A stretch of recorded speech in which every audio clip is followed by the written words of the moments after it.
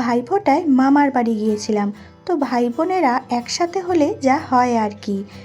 হঠাৎ একদিন ঠিক করলাম যে পাস্তা হবে, যেরকম ভাবা সেরকমই কাজ। বাড়িতে যা যা সবজি ছিল, মানে যা যা পাস্তায় দেওয়া যায়, সেগুলোকে সব জোগাড় করে নিয়ে কিন্তু কুচি কুচি করে কেটে নিয়েছি। অন্যদিকে দেখতেই পাচ্ছেন এই উনুনটা আবার কোথা থেকে এলো। তো বলে রাখি, আগেই যে বললাম যে মামার বাড়িতে গিয়েছিলাম, তো এটা কিন্তু মামাদেরই উনুন। তো এই উনুনে কিন্তু খুব তাড়াতাড়ি রান্না হয়ে যায়। তাই আমরাও কি করলাম, এই উনুনের মধ্যেই পাস্তাটা রান্না করতে শুরু করে দিলাম।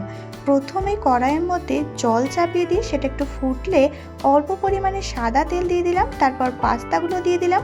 আগুনটাও দেখতে পাচ্ছেন একদম দাউ দাউ করে জ্বলছে। মিনিটের মধ্যেই কিন্তু সমস্ত পাস্তা সেদ্ধ হয়ে গেল।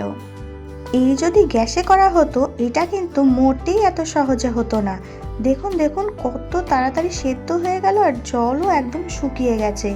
এরপর এই ঝাঁঝরিটার মধ্যে কিন্তু এই পাস্তাগুলোকে ঢেলে দিলাম। তারপর ঠান্ডা জল কিন্তু এর মধ্যে দিয়ে দিয়েছিলাম। অন্যদিকে কড়াইয়ের মধ্যে দিয়ে দিয়েছি তেল। তারপর এরকম কিউব করে রাখা পেঁয়াজগুলো কিন্তু আলাদা করে আগে ভেজে তুলে রাখছি।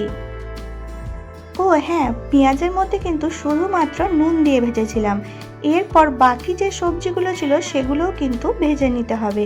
তাই এরকম কুচি করে রাখা পেঁয়াজটাকে খানিকক্ষণ নাড়িয়ে নিয়ে যা যা সবজি ছিল, মানে আলু, বরবটি, গাজর, কাঁচা লঙ্কা, টমেটো, সব কিছু এর মধ্যে দিয়ে পরিমাণ মতো নুন আর হলুদ গুঁড়ো দিয়ে কিন্তু ভালো করে ভেজে নিচ্ছি।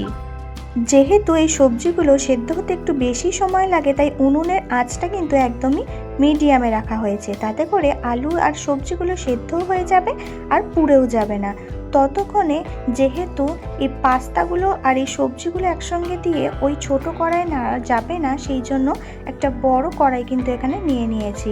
এরপর সবজিগুলো ভাজা হয়ে গেলে তেলের মধ্যে আদা, রসুন, পেঁয়াজ আর কাঁচা লঙ্কার একটা পেস্ট, পরিমাণ মতো নুন, চিনি দিয়ে খানিকক্ষণ মশলাটাকে কষিয়ে নিয়েছি। তারপর অল্প পরিমাণে জল দিয়েও কিন্তু এখানে নাড়াচাড়া করে নিয়েছি।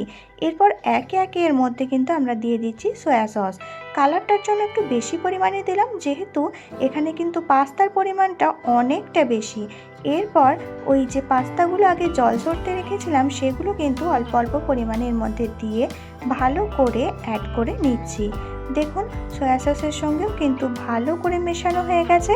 এরপর কিন্তু এখানে আমরা যে সবজিগুলো দিয়েছিলাম সেগুলোও কিন্তু এখানে দিয়ে দিয়েছি। আর এখানে কিন্তু আমরা ভিনিগারও দিয়েছিলাম বেশ অনেকটা পরিমাণে টমেটো সস। আপনারা চাইলে এখানে পিৎজা পাস্তা সসও দিতে পারেন। আমাদের প্ল্যানটা যেহেতু হঠাৎই হয়েছিল, তাই আমরা এখানে শুধুমাত্র এই টমেটো সসটাই কিন্তু দিয়েছিলাম।